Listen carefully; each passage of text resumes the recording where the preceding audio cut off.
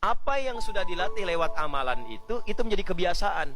Dan dahsyatnya amalan sunnah itu membentuk karakter, kepribadian yang kuat.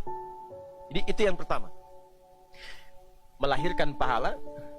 Kedua, mendatangkan cinta Allah. Ketika cinta Allah diturunkan, maka yang pertama Allah berikan ampunan dari semua dosa. Jadi kalau orang itu sudah hilang dosanya, dosa itu kan sifat salah. Salah itu cerminan dari perbuatan buruk. Buruk itu lawannya baik. Kalau kita ingin tahu sesuatu, cari lawannya. Buruk lawannya baik. Kalau buruknya hilang, berarti yang muncul tinggal apanya? Baiknya. Itulah di Quran sering ditampilkan gini. Perhatikan kalimatnya. Inna fi khalqis samawati wal ardh wa ikhtilafil laili wan nahar. Pergantian siang dan malam ditunjukkan kalau malam tiba, siang nggak ada. Kalau siang tiba, malam tidak ada. Itu menunjukkan sesuatu yang berlawanan. Kalau pengen tahu sesuatu, cari lawannya. Ya, apa lawan hitam? Apa lawan laki-laki? Perempuan. Di sini laki-laki semua. Berarti yang tidak ada siapa? Perempuan. Di sana di atas perempuan semua. Yang tidak ada siapa? Laki-laki. Kalau buruknya hilang, berarti yang ada tinggal apanya? Baiknya. Jadi kalau orang diampuni dosanya, artinya hilang buruknya, tinggal muncul yang baiknya. Kalau sudah baik, dikasih harta berapapun digunakan pada yang baik. Dikasih jabatan apapun, pasti kebijakannya baik. Dikasih ilmu seluas apapun, pasti berbaginya baik. Nah, itu pondasi yang mahal. Mulai hari ini berhenti mencaci orang lain. Nasihat yang luar biasa. Karena orang kenal Tuhannya. Orang buruk pun jangan ceritain, tidak usah urus urusannya orang. Sudahlah, gitu kan. Tugas kita kalau kita lihat aib pada diri orang, alhamdulillah nggak ada pada saya. Ya Allah berikan dia hidayah. Cukup, sebatas itu saja. Jangan lebih. Kenapa dia begini? Kenapa dia begitu? Kenapa dia begini? Untuk apa kamu campurin itu? Apa gunanya buat kamu? Ingat, dia akan berhubungan sama kita di hadapan Allah dengan keadilannya Allah. Kezaliman yang dia lakukan sama kita, kita akan ambil. Tapi kezaliman kita pada dia juga dia akan ambil. Gak ada yang tersembunyi hari kiamat. Di Islam itu menghina keyakinan orang haram hukumnya. Mencela haram, nggak boleh. Kita sudah tuntas dengan masalah toleransi itu tuntas. Kita punya ayat lakum dinukum waliya. Maksa orang masuk Islam nggak boleh. Ini sedang ada bencana misalnya. Wah, ada banjir badang macam. Datang kita ke situ. Ya. Kemudian kita bikin makanan karena butuh makanan pokok, kita buat di sini. Rumah RKM Musyawarah bikin biskuit. Mereknya merek syahadat la ilaha illallah, dengan harapan ketika dimakan langsung masuk Islam. Itu dosa, nggak boleh. Ya, baik dari paksaan halus apalagi kasar.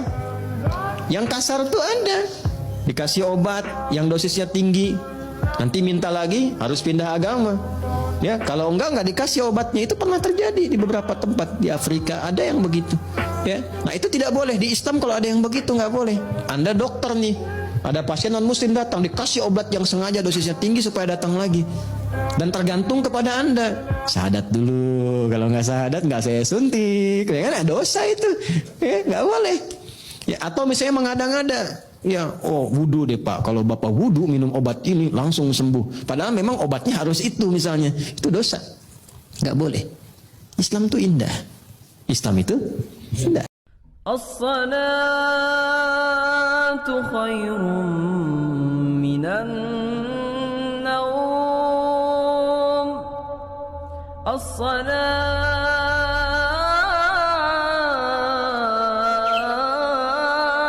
khairum minan naum. As-salatu wassalamu alaik ya imam al-mujahidin ya Rasulullah.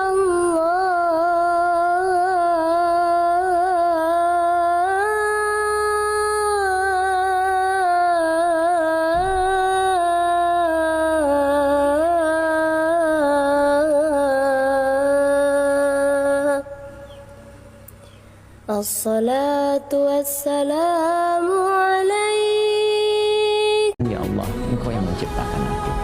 Engkau yang memberikan kehidupan kepada aku. Engkau yang memberikan jalan-jalan kepada aku. Sungguh dalam keadaan ini aku hambamu yang Engkau maha tahu banyak berbuat maksiat. Tapi aku pun menyadari betapa besar rahmat-Mu yang melampaui murka-Mu. Maka dengan semua rahmat-Mu aku mohon ya Allah, bimbing hamba untuk bertaubat, memperbaiki diri sebelum berpulang kepada-Mu. Hubungan di rumah tangga pun kata Allah seperti pakaian. Seperti halnya pakaian menutupi aurat, maka istri, libasul lakum, istri itu difungsikan pakaian bagi suami, tutupi aurat aib-aib suami, jangan terbuka keluar. Jangan sampai ibu ikut pengajian, jauh-jauh datang dari Sumatera Barat, ketemu teman hanya untuk curhat tentang suami. Sama laki-laki tutupi, melindungi. Ya, ar-rijalu qawwamuna 'alan nisa, lindungi pakaian, melindungi dari dingin, dari panas, ada pakaian menyesuaikan. Demikian, tampil indah. Anda bagaimanapun punya persoalan dalam rumah tangga, keluar tetap bergandengan, tetap tampil indah, nyaman, tenang, enak.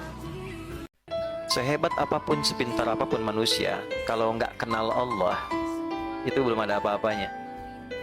Jadi kepintaran tertinggi itu ketika mengenal Allah. Anda boleh kuliah, boleh sekolah, boleh sepintar apapun, hafal apapun, tapi kalau nggak kenal Allah, itu belum masuk standar pengetahuan yang diabsahkan oleh Al-Quran. Nasihat saya, kalau Anda tak mampu berlomba dengan orang soleh, meningkatkan amal baik, sebaiknya segera berlomba dengan para pendosa untuk bertobat dan istighfar di hadapan Allah Subhanahu wa Ta'ala. Istighfar, istighfar.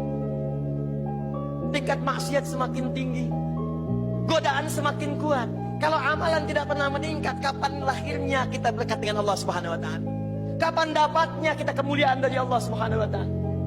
Quran ingin mengajarkan kepada kita, nggak boleh sembarangan menuduh. Sekalipun ada yang jelas-jelas salah pun, ya, kalau ingin mengoreksi, mesti punya argumentasi yang benar. Dan tujuannya bukan ingin merendahkan orang lain. Pernah menemukan orang lain salah? Pertanyaan saya, ketika Anda melihat orang di sekitaran kita salah, maaf, Anda kalau ingin meluruskan itu, meluruskan kesalahannya atau menjatuhkan orangnya? Kalau mau meluruskan kesalahannya, kenapa harus memaki-maki? Kenapa harus mencela? Quran itu objektif. Kalau ada orang lain salah, Anda pun belum tentu benar sempurna. Ada orang salah, Anda pun belum tentu sempurna. Jadi kalau ingin meluruskan kesalahan, jangan menyoal orangnya. Yo, cicak. Cicak makanannya apa? Nyamuk. Cicak bisa terbang nggak? Nyamuk bisa terbang. Di mana logikanya hewan yang tidak bisa terbang, makanannya terbang? Tuh. Tuh kalau nyamuknya pintar, dia punya akal. Ya, jadi mainan cicak tuh. Cicak, gitu kan? Ya, tapi lihat kuasa Allah tuh. Orang tua kita cuma ngajarin sedikit, cicak di diam-diam datang seekor. Kok datang seekor nyamuk? Bukan cicak mendatangi nyamuk, nyamuknya datang.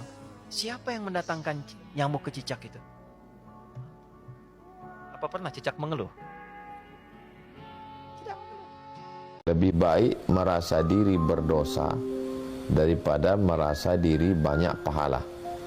Karena kalau kita merasa banyak pahala, kita lupa dosa. Tapi kalau kita merasa banyak dosa, merasa kita tidak layak masuk surga, pada merasa diri hina itulah datang kemuliaan dari Allah Subhanahu wa Ta'ala.